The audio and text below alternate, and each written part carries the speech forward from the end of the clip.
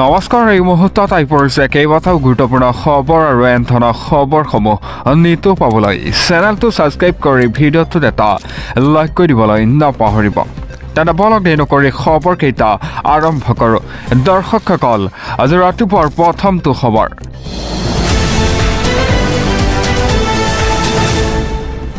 ধাবৰ ভিতৰত কুকাণ্ডক লৈ এতিয়া উত্তপ্ত পৰিস্থিতি।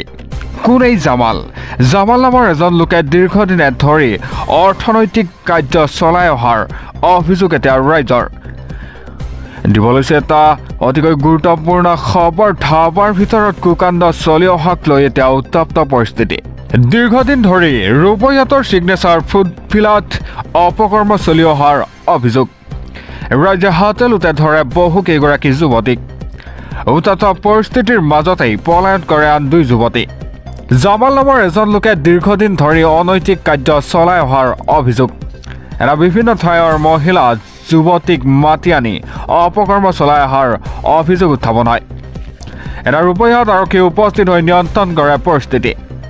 ঘটনাস্থলীত আৰক্ষী উপস্থিত হৈ নিয়ন্ত্ৰণ কৰে পৰিস্থিতি। এনে ধাবাৰ ভিতৰত কুকাণ্ড চলি অহাক লৈ উত্তপ্ত পৰিস্থিতি।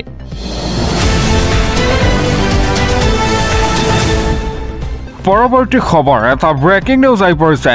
অৰুণাচলত ভয়ংকৰ দুৰ্ঘটনা। পাহাৰৰ পৰা 1000 ফুট তললৈ বাগৰি পৰিল শ্ৰমিক ভৰ্তি ডাম্পাৰ। অসমৰ 21জন শ্ৰমিকৰ কৰোণভাৱে মৃত্যু হয়। এনে হাহাকাৰ পৰিস্থিতি। দিব লৈছে এটা ব্ৰেকিং নিউজ। অৰুণাচলত ভয়ংকৰ দুৰ্ঘটনা। পাহাৰৰ পৰা 1000 ফুট তললৈ বাগৰি পৰিল শ্ৰমিক কঢ়িওৱা ডাম্পাৰ। অসমৰ 21জন শ্ৰমিকৰ কৰোণ মৃত্যু হয়। শ্ৰমিকসকলক এক নিৰ্মাণ স্থানলৈ লৈ গৈ থকা অৱস্থাত এই কৰোণ ঘটনা সংঘটিত হয়। 7 ডিচেম্বৰত অৰুণাচল প্ৰদেশৰ হাইলং চাগলাগাম পথত সংঘটিত হয় এই ঘটনাটো। এনে বুধবাৰে নিশা আৰক্ষীয়ে এই তথ্য লাভ কৰি ঘটনাস্থলীত উপস্থিত হয়। আজি পুৱাৰে পৰা আৰম্ভ হ'ল তদন্তৰ প্ৰক্ৰিয়া। চিনাক্ত হ'ল শ্ৰমিকসকলৰ পৰিচয়। আটাইকেইজন তিনিচুকীয়াৰ গেলাপুখুৰীৰ চাহ বাগিচাৰ বুলি জানিব পৰা গৈছে। বুধেশ্বৰদ্বীপ, ৰাহুল কুমাৰ, সমীৰদ্বীপ, জোন কুমাৰ, লগতে পংকজ মানকি, অজয় মানকি, বিজয় কুমাৰ। আৰু মৃত্যু হৈছে অভয় ভূমিজ, ৰোহিত মানকি, বীৰেন্দ্ৰ কুমাৰ। লগতে মৃত্যু হয় আগৰতাঁতী, হীৰেন চেতিয়া, ৰজনী নাগ, দীপ গোৱালা, ৰাম চাবাক খুনাৰ, সোণাতন নাগ, লগতে সঞ্জয় কুমাৰ, কৰণ কুমাৰ আৰু জোনাছ মুণ্ডা বুলিও জানিব পৰা গৈছে। এই পৰ্যন্ত উদ্ধাৰ হৈছে এতিয়াকৈ 13টা মৃতদেহ। পৰৱৰ্তী খবৰ, জুবিন গাৰ্গৰ চাৰ্জশ্বীট দাখিলৰ পূৰ্বেই মুখ্যমন্ত্ৰীয়ে কৰিলে ডাঙৰ মন্তব্য। আজি আদালতে আৰম্ভ কৰিব নিজৰ কাম। দিব লৈছে এটা ব্ৰেকিং নিউজ। জুবিন গাৰ্গৰ হত্যাকাণ্ডৰ চাৰ্জশ্বীট দাখিলৰ পূৰ্বেই মুখ্যমন্ত্ৰীয়ে কৰিলে ডাঙৰ মন্তব্য। দোষীক কঠোৰৰ পৰা কঠোৰ শাস্তি পাব। SITয়ে চাৰ্জশ্বীট দাখিল কৰাৰ পাছতেই পৰীক্ষা কৰিব আদালতে, আৰু দোষীক আদালতে কঠোৰ পৰা কঠোৰলৈ শাস্তি দিব। জুবিন গাৰ্গৰ হত্যাকাণ্ডক লৈ তদন্তৰ ক্ষেত্ৰত আজিৰে পৰা পুলিচৰ কাম শেষ। আজি আদালতে আৰম্ভ কৰিব নিজৰ কাম। মুখ্যমন্ত্ৰীৰ বিশ্বাস, আদালতে জুবিন গাৰ্গক ন্যায় প্ৰদান কৰিব। এটা জুবিন গাৰ্গৰ হত্যাকাণ্ডৰ চাৰ্জশ্বীট দাখিলৰ পূৰ্বেই মুখ্যমন্ত্ৰীয়ে কৰিছিল এই ডাঙৰ মন্তব্য। দোষীক কঠোৰ পৰা কঠোৰ শাস্তি পাব। দিব লৈছোঁ পৰৱৰ্তী খবৰ, এটা ব্ৰেকিং নিউজ আহি পৰিছে। পুৱাই বুলডোজাৰৰ শব্দত কঁপি উঠিল বৰাক। বাসগৃহ, দোকান সকলোতে পৰিল বুলডোজাৰৰ কোব। এফালৰ পৰা ভাঙি দিয়া হ'ল সকলো অবৈধ ঘৰ। পুৱাই বুলডোজাৰ শব্দত কঁপি উঠিল বৰাক।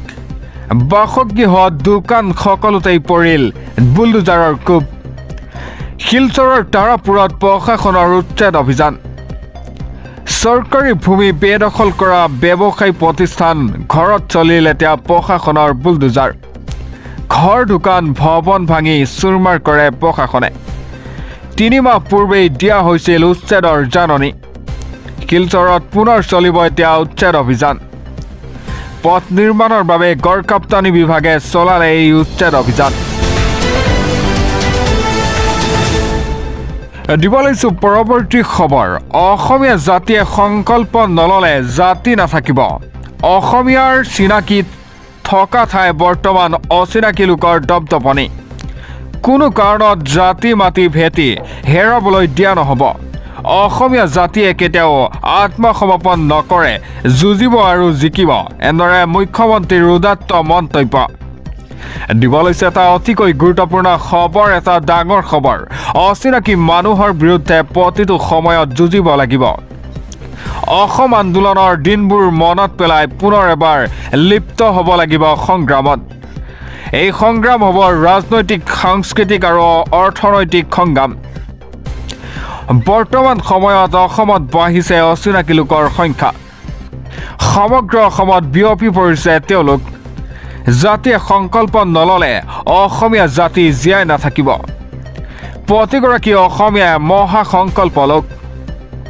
যিমান যি হ'লেও অচিনাকি লোকক মাটি বিক্ৰী নকৰোঁ বুলি সংকল্প লোক এনেদৰে মন্তব্য কৰিছে ৰাজ্যৰ মুখ্যমন্ত্ৰী ডক্টৰ হিমন্ত বিশ্ব শৰ্মাই কোনো অচিনাকি মানুহক চাকৰি নিদিওঁ বুলিও প্ৰতিজ্ঞা কৰিব লাগিব য'ত এসময়ত অসমীয়া চিনাকি আছিল সেই ঠাইত বৰ্তমান অচিনাকি লোকৰ দপদপনি অসমীয়া জাতিয়ে কেতিয়াও আত্মসমৰ্পণ নকৰে শেষ বিন্দু তেজ থকালৈকে অসমীয়া জাতিয়ে যুঁজিব আৰু জিকিব জাতি মাটি ভেটি হেৰাবলৈ দিয়া নহ'ব বুলিও মন্তব্য কৰে মুখ্যমন্ত্ৰীগৰাকীয়ে অচিনাকি লোকৰ বিৰুদ্ধে এতিয়া মুখ্যমন্ত্ৰীৰ উদাত্ত মন্তব্য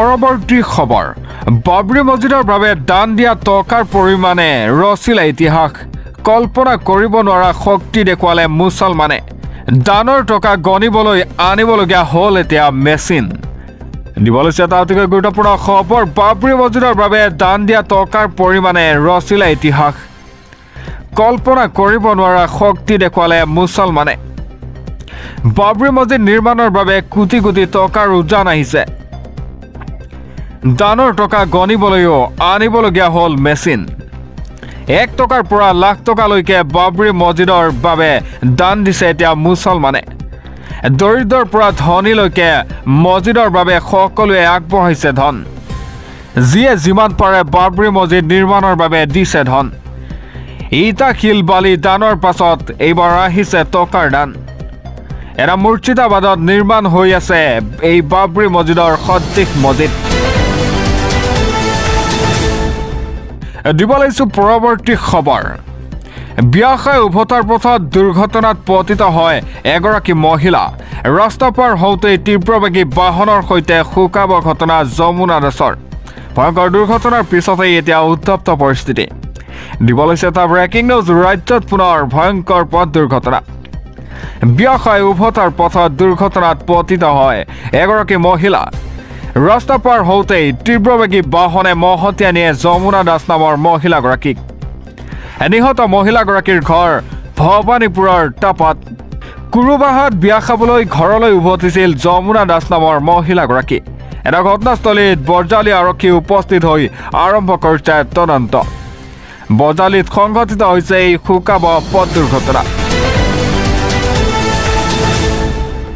পৰৱৰ্তী খবৰ নিষিদ্ধ মাংসক বেহাৰক লৈ উত্তপ্ত হৈ পৰিছে এতিয়া শ্ৰীভূমি বাধা নেওচি দীৰ্ঘদিন ধৰি হামিদ আলীয়ে চলাইছে বেহা ৰাইজৰ অভিযোগৰ ভিত্তিত আটক কৰিছে আৰক্ষীয়ে দিব লৈছে এটা ব্ৰেকিং নিউজ নিষিদ্ধ মাংসৰ বেহাৰক লৈ এতিয়া উত্তপ্ত শ্ৰীভূমি আলী ষ্ট'ৰ নামৰ এখন দোকানত হামিদ আলীয়ে চলাইছে বেহা দীৰ্ঘদিন ধৰি নিষিদ্ধ মাংসৰ বেহা চলাই অহাৰ অভিযোগ উত্থাপন হয় এনে আৰক্ষীৰ বাধা নেওচি হিন্দু বসতি প্ৰধান অঞ্চলত চলাইছিল এই বেহা অৱশেষত ৰাইজৰ অভিযোগৰ ভিত্তিত আৰক্ষীয়ে জব্দ কৰে এই নিষিদ্ধ মাংস এনে নিষিদ্ধ মাংসৰ বেহাৰক লৈ উত্তপ্ত হৈ পৰিছে শ্ৰীভূমি আলী ষ্ট'ৰ নামৰ এখন দোকানত হামিদ আলীয়ে বেহা চলাইছিল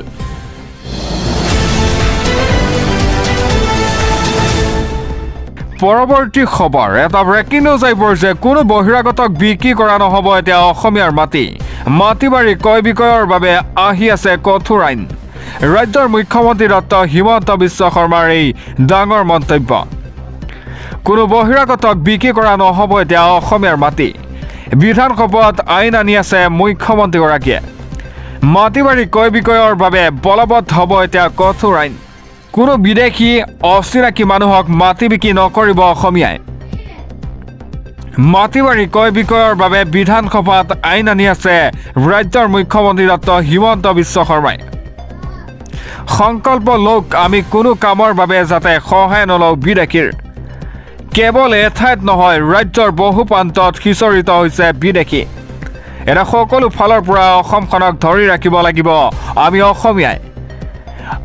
অসমীয়া জীয়াই থাকিব লাগিব জাতি মাটি ভেটি হেৰাবলৈ দিয়া নহ'ব তিনি প্ৰজন্মৰ অসমীয়াৰ নহ'লে বিক্ৰী নকৰিব আপোনাৰ মাটি এটা অসমত এতিয়া সংখ্যালঘিষ্ঠ হোৱাৰ পথত আমি অসমীয়া এই সময়খিনিত আমি সতৰ্ক নহ'লে বিপদ নিশ্চিত বুলিও মন্তব্য কৰে মুখ্যমন্ত্ৰীগৰাকীয়ে এটা মুখ্যমন্ত্ৰী ডক্টৰ হিমন্ত বিশ্ব শৰ্মাৰ এই ডাঙৰ মন্তব্য